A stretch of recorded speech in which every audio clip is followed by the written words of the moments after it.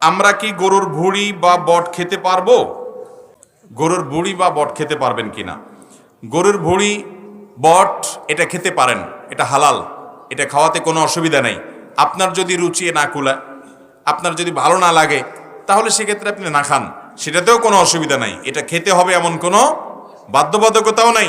আবার যদি কেউ এটাকে পরিষ্কার করে নাপাকগুলো পরিচ্ছন্ন করে ধুয়ে এরপরে রান্না করে খায়, সেটা শরীয়তে নিষেধ না।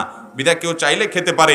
আপনি সেটাকে ঘৃণা করতে পারবেন না, কারণ লিমা তুহাররিমু মা আহাল্লাল্লাহু লাক, আল্লাহ যেটাকে হালাল করেছেন সেটাকে আমরা হারাম করার কোনো সুযোগ আমাদের নাই।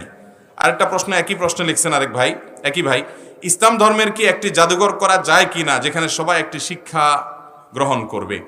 আলহামদুলিল্লাহ, সৌদি আরবে অনেকগুলো মিউজিয়াম আছে, মক্কাতে, মদিনাতে, যেগুলো ইসলামের বিভিন্ন ঐতিহ্যকে স্মরণ করিয়ে দেয় এবং ঈমান বৃদ্ধিতে সহায়ক হয়। নবী সাল্লাল্লাহু আলাইহি সাল্লাম সাহাবীদের আমলের অনেক স্মৃতি বিজড়িত বা তাদের পরবর্তী খোলাফাদের আমলের অনেক স্মৃতি বিজড়িত জিনিস আছে।